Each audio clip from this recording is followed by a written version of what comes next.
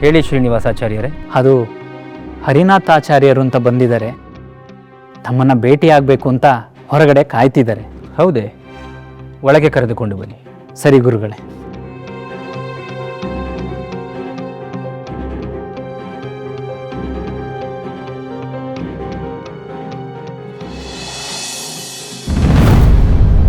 ಗುರುಗಳಿಗೆ ವಂದನೆಗಳು. ಆಶೀರ್ವಾದಗಳು. ಇವರು ಯಾರು ಗೊತ್ತಾಗಲಿಲ್ಲ. ನನ್ನ ಹೆಸರು ನರೇಂದ್ರ ಶರ್ಮಾ. ನಾನು ಸುರೇಂದ್ರ ಶರ್ಮಾ.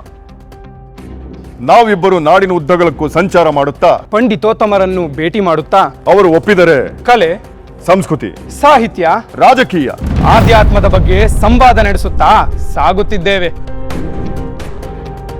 ನಮ್ಮ ಬಳಿ ಸೋತವರ ದೊಡ್ಡ ಪಟ್ಟಿಯೇ ಇದೆ. ನಮಗೆ ಸನ್ಮಾನ ಮಾಡದ ರಾಜರೇ ಇಲ್ಲ, ಸೋಲದ ಪಂಡಿತರೇ ಇಲ್ಲ. ಸೋತವರ ಆಸ್ತಿಗಳು ನಮ್ಮ ವಶವಾಗುತ್ತವೆ, ಅವರ ಪದವಿಗಳು ನಶಿಸಿ ಹೋಗುತ್ತವೆ. ಅವರ ಪ್ರಶಸ್ತಿ ಪುರಸ್ಕಾರಗಳು ನಮ್ಮ ಪಾಲಾಗುತ್ತವೆ. ನಾವು ಪಂಡಿತರಾದ ಹರಿನಾಥಾಚಾರ್ಯ ಜೊತೆ ಸಂವಾದ ನಡೆಸಲು ಬಂದಿದ್ದೇವೆ.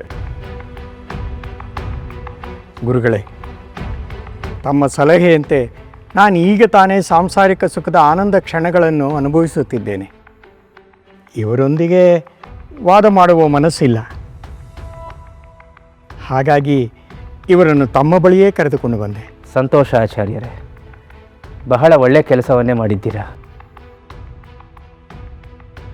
ಇಂತಹ ವಿದ್ವಾಂಸರನ್ನು ಸಂಧಿಸುವುದು ನಮಗೂ ಸುಕೃತವೇ. ಆದರೆ ನಾವೀಗ ಶ್ರೀಮದ್ ಜಯತೀರ್ಥರ ನ್ಯಾಯಾಮೃತವನ್ನು ಅಧ್ಯಯನ ಮಾಡುತ್ತಿದ್ದೇವೆ.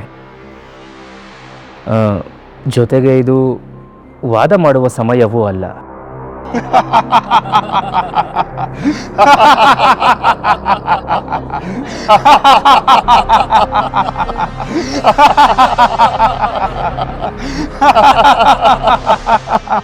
ಅರ್ಥವಾಯ್ತು. ನೀವು ಮಹಾನ್ ಪಂಡಿತರು, ಜ್ಞಾನಿಗಳು, ವಿದ್ವಾಂಸರು, ಮೇಧಾವಿಗಳು.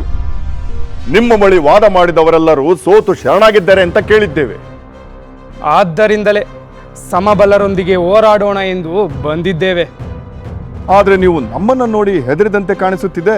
ಅದಕ್ಕೆ ಕಾರಣ ಹೇಳಿ ತಪ್ಪಿಸ್ಕೊಳ್ಳಕ್ಕೆ ಪ್ರಯತ್ನ ಪಡುತ್ತಿದ್ದೀರಿ. ಪಾಪ ಹೋಗ್ಲಿ ಬಿಡಿ. ಸನ್ಯಾಸಿಗಳೊಂದಿಗೆ ಗುದ್ದಾಡುವುದು ನಮಗೂ ಇಷ್ಟವಿಲ್ಲ. ಸೋತಿದ್ದೇವೆ ಅಂತ ಪತ್ರ ಬರೆದು ಮೊಹರು ಹಾಕಿಕೊಡಿ. ಅಷ್ಟು ಸಾಕು.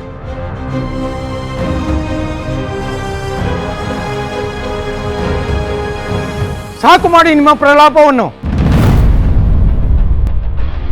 ಅಹಂಕಾರಕ್ಕೂ ಒಂದು ಮಿತಿ ಇದೆ. ಇವರನ್ನು ಯಾರೆಂದು ತಿಳಿದುಕೊಂಡಿದ್ದೀರಿ?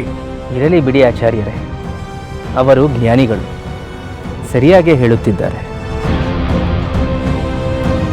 ಇಂತಹ ಮಹಾಪಂಡಿತರು ನಮ್ಮನ್ನು ಸಮಬಲರೆಂದು ಭಾವಿಸಿ ಬಂದಿದ್ದಾರೆಂದರೆ ಅವರಿಗೆ ಸೂಕ್ತವಾದ ಗೌರವ ನೀಡುವುದು ನಮ್ಮ ಧರ್ಮ.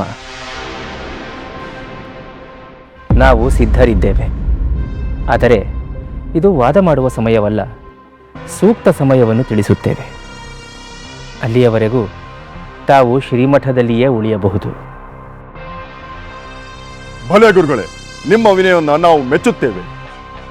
ನಿಮ್ಮ ಕರೆಗಾಗಿ ನಾವುಗಳು ಕಾಯ್ತಾ ಇರ್ತೇವೆ. ಅಗತ್ಯವಾಗಿ ವಿದ್ವಾಂಸರೇ.